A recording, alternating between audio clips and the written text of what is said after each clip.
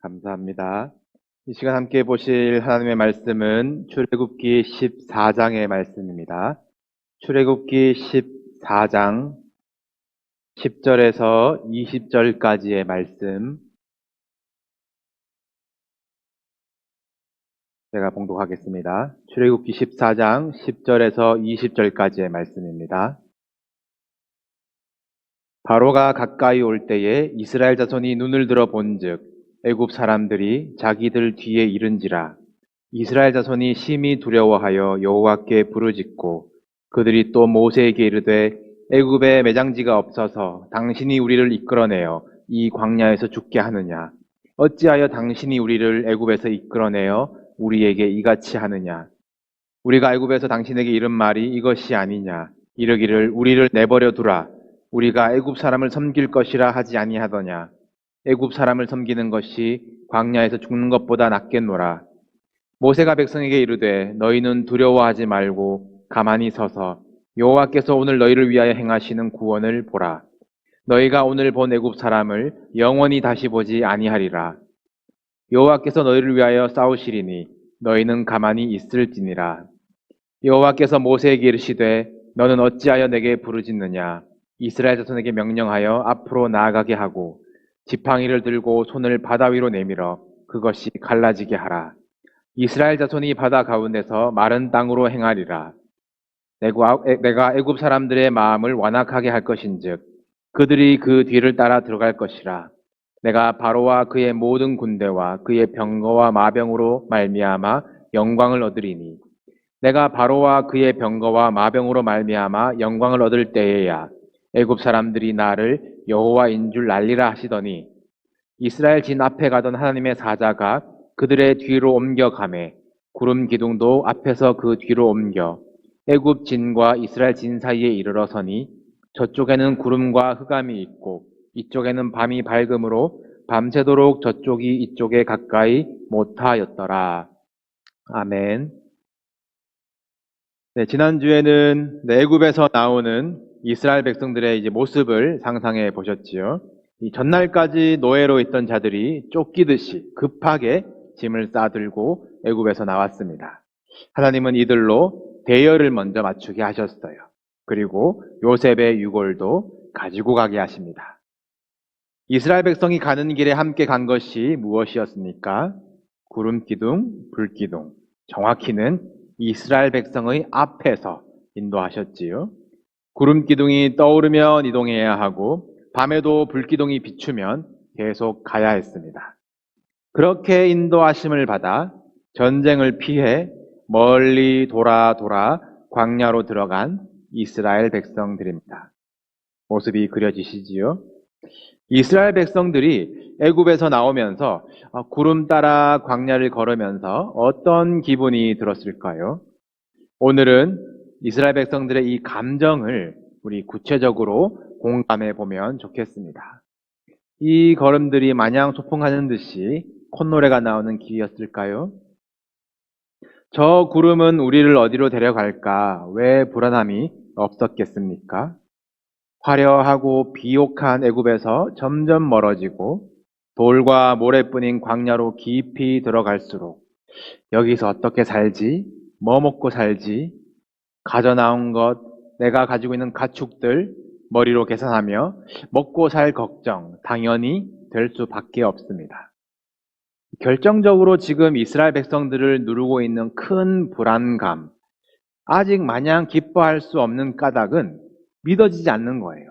바로가 그냥 가라 그랬다고? 이 지금껏 겪어온 바로와 애굽이 그럴 리가 없는데, 이렇게 쉽게 해방될 리가 없는데, 단번에 끊어질 수가 없는데, 이것은 경험에서 나온 직감입니다.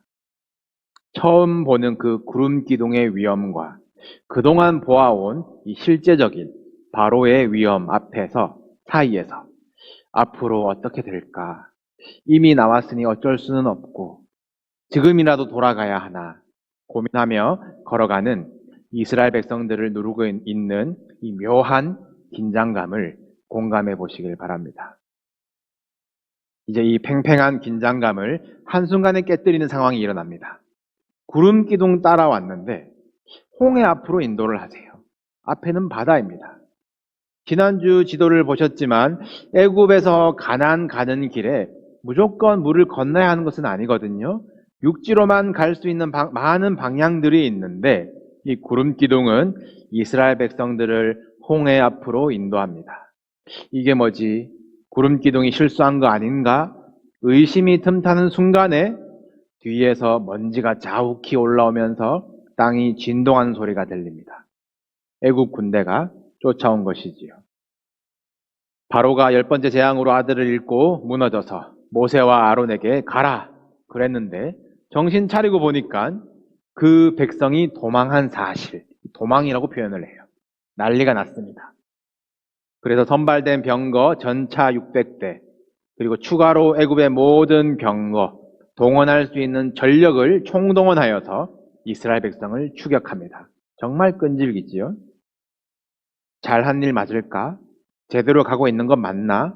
예민하고 불안해하면서 아무 말 없이 걸어오던 이스라엘 백성들 그 마음의 긴장의 끈이 한순간에 터져버리고 말을 하기 시작하는데요.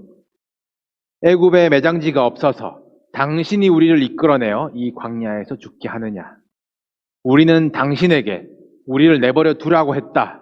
그런데 당신이 우리를 이끌어내었다. 애굽 사람을 섬기는 것이 광야에서 죽는 것보다 낫다. 지금 이스라엘 백성들의 입술을 지배하는 말이 어떤 말들입니까? 불평하는 말, 내가 걱정한 게 맞았네, 너 때문이네, 남을 정죄하는 말, 광야에서 죽는다고 결과를 확정 지어버리는 부정적인 말입니다. 심히 두려워하며 하나님께 부르짖었다고 해요. 오늘 우리는 이 결과를 알고 있지만 이 상황을 바꾸는 힘이 이 부르짖는 데서 나오는 것이 아니었습니다. 오히려 하나님은 이들에게 가만히 있으라 말씀하세요. 부르짖는다고 다 기도가 아닙니다. 성경은 바른 기도를 어떻게 가르칩니까? 빌립보서 말씀이지요. 화면에도 있습니다. 아무것도 염려하지 말고 다만 모든 일에 기도와 간구로 너희 구할 것을 감사함으로 하나님께 아뢰라.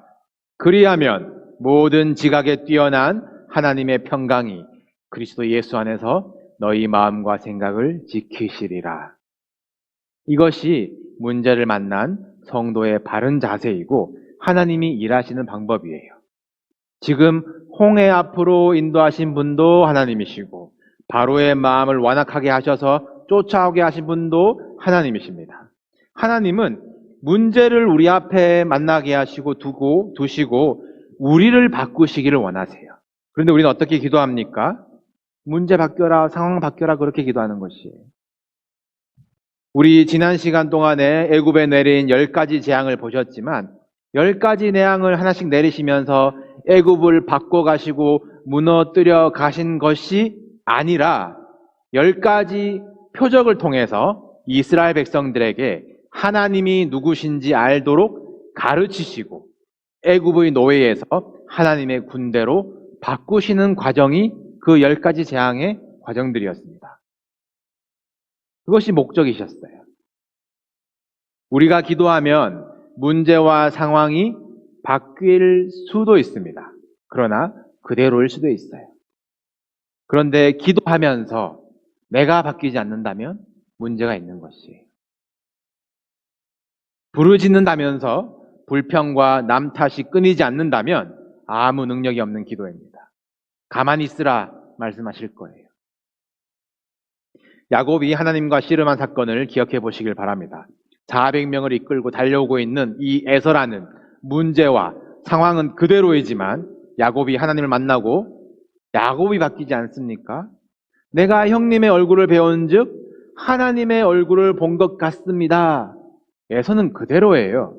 그런데 에서를 바라보는 야곱의 눈이 바뀐 것입니다. 야곱의 눈이 바뀌자 상황도 역전되어요. 어찌할 수 없는 문제와 어려움을 만날 때에 아무것도 염려하지 아니하고 하나님께 기도할 수 있는 그 키는 감사함입니다. 천지를 지으신 여호와께서 내 도움이 되신다. 나를 사랑하시고 복 주시기를 원하시는 하나님이 모든 일을 감찰하고 계시고 주관하고 계신다. 이 믿음에서 오는 감사. 그 감사함으로 여는 기도. 이 상황은 우리 바람대로 되지 않을지 몰라도 하나님께서 분명히 약속하신 것은 모든 지각에 뛰어난 하나님의 평강이 그리스도 예수 안에서 우리 마음과 생각이 지켜지도록 우리를 바꾸어 주신다는 것입니다. 여러분, 무슨 어려움을 만나셨습니까? 우리 다 함께 코로나라는 굉장한 어려움에 처해 있습니다. 불안하게 하고 낙심하게 하는 뉴스만 들리십니까? 감사함으로 기도하시길 바랍니다. 그리할 때에 하나님의 평강이 우리를 바꾸어 주시기를 주님의 이름으로 축복합니다. 감사하는 것, 말은 참 쉽지요. 모든 상황에서 감사하는 것은 훈련이 참 필요한 부분입니다. 우리 이스라엘 백성들 입장에서 조금 더 공감해 봅시다. 우리는 결과를 알고 있어요. 야, 그 홍해 갈라지잖아. 기다려봐. 그 바다 열릴 거야. 이 말은 쉽죠. 여러분, 바다 앞에 서셨을 때 이 바다야 갈라져라. 그렇게 기도하실 수 있으십니까? 상상도 할 수 없는 일이에요. 이스라엘 백성들 물 공포증 있지 않을까요? 아들 또는 남동생을 물에 던져 넣어야 했던 민족이었습니다. 뒤에서 애국 군대가 쫓아오는 그 촉박한 상황에 당황하지 않고 염려하지 않고 하나님께서 평강을 주실 거야. 여러분들 하실 수 있으세요? 지금 갓 애굽에서 뛰쳐나온 이 초보 신앙 이스라엘 백성을 하나님이 어떻게 다루시고 가르치시는지 보시길 바랍니다. 하나님은 이 위기 대응 매뉴얼을 알려주시는데요. 이 정리를 하면 두려워하지 말라, 가만히 있으라, 구원을 보라 라는 것이에요. 이 명령들의 공통된 목적은 하나님을 바로 아는 것입니다. 이 문제 앞으로 홍해로 인도하신 분이 하나님이시라는 것을 알라는 것이에요. 문제에 대한 두려움이 하나님의 능력을 왜곡시킵니다. 그래서 먼저 가르치시는 것이 문제보다 크신 하나님이에요. 두려워할 필요가 없다는 것입니다. 그리고 우리가 갖춰야 될 자세는 가만히 서서 가만히 있을지라 이 두 번이나 강조되는 명령인데요. 이것도 기도도 하지 말고 대응도 하지 말고 무책임하게 그냥 가만히 있으라라는 명령이 아닙니다. 너희는 가만히 있어. 네, 찬양하려다가 좀 조심해가지고. 네. 너희는 가만히 있어. 주가 하나님 됨 알지어다. 이게 시편 46편의 고백인데요. 가만히 있으라라는 것은 주가 하나님 되심을 알게 하기 위해서입니다. 홍해라는 이 사건은 우리 뒤에 조금 더 설명을 하겠지만 이 죄의 권세라는 애굽으로부터 이 구원해 주시는 하나님의 큰 역사로 이 큰 그림으로 보셔야 되거든요. 하나님이 구원의 하나님 되심을 나타내시는데 우리의 어떤 공로도 필요 없다는 것입니다. 가만히 있으라는 것이에요. 내가 뭘 해서 구원을 받았어? 내가 어떻게 했더니 부르짖고 떼썼더니 죄의 권세가 끊어지고 구원받았어가 아니에요. 하나님이 하나님 되심을 알게 하기 위해서 가만히 있는 것을 명령하셨습니다. 또 우리가 하나님의 군대 됨을 알기 위해서는 나아가게 하시고 순종하게 하시고 나가 싸우게 하시는 것이에요. 여러분 이 두 가지를 구분하시길 바랍니다.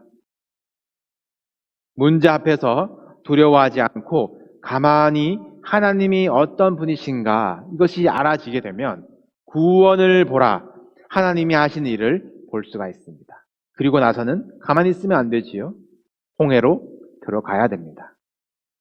오늘 본문의 이스라엘 백성에게 구원을 보라 이 구원은 홍해가 열리는 사건임을 우리는 알고 있습니다.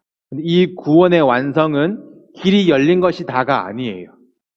들어가서 건너가고 또 끈질기게 추격해온 이 애국 군대, 이 죄의 권세를 홍해로 완전히 끊어버리시는 것이 구원입니다.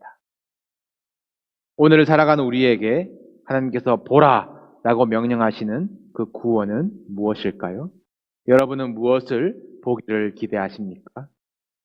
이 구원을 보라, 이 구원을 원어로 예슈아라고 하는데요. 신약 시대에는 이 단어가 예수로 불려집니다.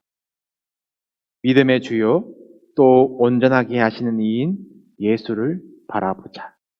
이 예수 그리스도의 은혜가 우리의 영혼을 지키시며 또 누구도 우리를 그 사랑에서 끊어낼 수 없습니다. 모든 상황 속에서 두려워하지 말고 가만히 하나님을 알아가며 온전하게 하시는 예수를 바라보는 그 신앙의 성숙이 있으시기를 주님의 이름으로 축복합니다. 모세가 지팡이를 들고 손을 홍해로 내밀어요. 지팡이를 내밀거나 된 것이 아니라 손을 내밀었다고 나와 있습니다. 영화나 어떤 애니메이션과는 좀 다르지요. 영화는 어떻게 좀 이렇게 다이나믹하게 지팡이를 딱 때리니까 물이 쫙 갈라지는 그런 효과가 있는데 성경에서는 모세가 한 것이 그냥 손 내미는 것이 끝이에요. 그리고 가만히 서서 보면은 손을 내미자 아무 일도 없지만 밤새도록 큰 동풍이 바닷물을 물러가게 하는 것입니다. 그리고 그냥 바다가 갈라지기만 한 것이 아니에요. 우리 하나님은 바다 밑에 마른 땅을 예비하시는 하나님이십니다. 얼마나 세심하신지 사랑하셔서 부르신 백성들이 잘 건너갈 수 있도록 밤새도록 드라이하셔서 그 뽀송뽀송한 마른 땅을 밟고 가도록 하시는 하나님의 마음. 여러분, 바다가 갈라질 것을 상상이나 하실 수 있습니까? 그리고 그 바다 밑에 마른 땅이 있다는 것이 여러분들 상상할 수 있으세요? 여러분 앞에 놓여진 이 홍해 같은 문제들이 왜 빨리 갈라지지 않냐고, 애국 군대가 쫓아오고 있다고 불평하지 마시고 구름 기둥으로 애국 군대를 막으시고 바다 아래에는 여러분을 위한 마른 땅을 밤새도록 준비하시는 하나님의 사랑을 믿고 기다리는 여러분 되시기를 바랍니다. 이스라엘 백성들은 좌우에 물이 벽처럼 서 있는 홍해를 육지처럼 걸어가고 또 이것을 보고 애굽 사람들도 애굽 군대도 따라 들어갑니다. 같은 길을 들어가지만 이스라엘 백성에게는 구원의 길, 애굽 군대에는 심판의 길이 되어요. 이스라엘 백성들은 모두 건너오고 애굽 군대는 하나도 남기지 않고 홍해가 덮어버립니다. 죄의 권세는 완전히 끊어지고 다시 애굽으로 돌아갈 수도 없어요. 이제 오직 약속의 땅을 향하여 구원받은 자의 여정이 시작됩니다. 이스라엘 백성이 홍해를 건너는 그림을 다시 상상해 보시길 바랍니다. 양쪽의 시선으로 보셔야 돼요. 애굽 쪽에서 보니까, 애굽 쪽에서 바로가 보니까 자기 노예들이 줄줄이 홍해로 들어가고 있습니다. 죽어가고 있어요. 그런데 약속의 땅에서 보니까 어떤 사람들이 줄줄이 물에서 올라와서 살아나고 있어요. 태어나고 있습니다. 옛것은 노예의 습성들은 죽고 죄에 대하여 죽은 자가 되는 것이에요. 옛사람은 죽고 새 사람으로 태어나는 것입니다. 약속의 땅의 새 백성, 하나님의 백성으로 다시 태어나는 것이에요. 새로운 시작입니다. 바울은 이 장면을 어떻게 표현했는지 보겠습니다. 고린도서 10장 1절 2절인데요. 제가 읽겠습니다. 형제들아, 나는 너희가 알지 못하기를 원하지 아니하노니 우리 조상들이 다 구름 아래에 있고 바다 가운데로 지나며 모세에게 속하여 다 구름과 바다에서 세례를 받고. 아멘. 바울은 이스라엘 백성들이 홍해를 건너는 것을 세례로 표현하고 있습니다. 아마 세계 최대의 세례식일 거예요. 여러분, 예수를 믿는다는 것은 영적인 세례, 홍해를 건너는 것입니다. 예수를 믿는다는 것은 우리는 가만히 있었는데 예수님의 일방적인 은혜, 그 십자가의 사건이 나를 홍해 앞에 서게 하고 예수 그리스도의 십자가 바라보며 건너가는 것이에요. 그 자리에서 애굽의 권세는 끊어지는 것입니다. 나의 옛사람, 애굽에 노예된 자는 홍해 안으로 들어가면서 죽고 그리스도의 새 사람으로 다시 태어나는 것입니다. 죄악의 자리에서 구원의 자리로 건너가는 것이에요. 다시 죄악의 자리로 돌아갈 수 없습니다. 돌아가면 안 돼요. 여러분을 따라다니는 죄악들을 홍해에 쓸어버리시고 돌아보지도 마시기를 바랍니다. 홍해를 건넜는데 약속의 땅에 도착한 줄 알았어요. 예수 믿고 좋은 일만 가득한 줄 알았습니다. 그런데 홍해를 건너서 도착한 것은 광야입니다. 가는 곳마다 뭐가 모자라고 상황과 문제의 싸움이 계속되어요. 홍해 건넌 후에 첫 사건이 마라의 쓴물 아닙니까? 예수 믿은 이후에 주변 환경과의 갈등, 영적인 전쟁들 끝나면 좋겠지만 계속되어요.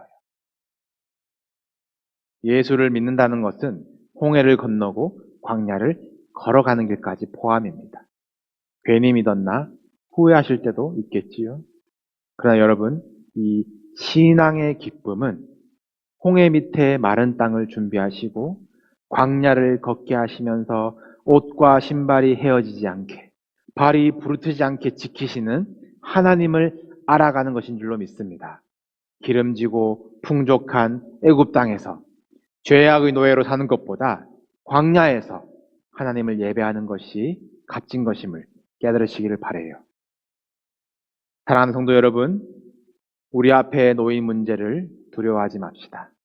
가만히 서서 구원 되신 예수님을 바라봅시다. 날 구원하심에 감사하며 그리할 때에 허락하시는 하나님의 평강을 가지고 홍해 앞으로 나아가시길 바랍니다. 하나님께서 홍해 아래에 이미 마른 땅을 준비하셨고 걷게 하시고 믿음의 승리를 경험하게 하실 것입니다. 여러분이 걸어오신 그 광야길을 감사하시고 우리를 인도하시는 구름 기둥을 또 감사하시고 홍해 앞에서도 또 감사하실 수 있는 저와 여러분의 추수감사절이 되기를 주님의 이름으로 축복합니다. 우리 시간 추수감사절인데요. 우리 찬양 한 곡 더 하기를 원합니다. 우리 오늘 날 구원하신 주 감사 함께 찬양하시면서 우리에게 주신 감사의 제목들을 함께 생각해 보시길 바랍니다. 함께 찬양하겠습니다.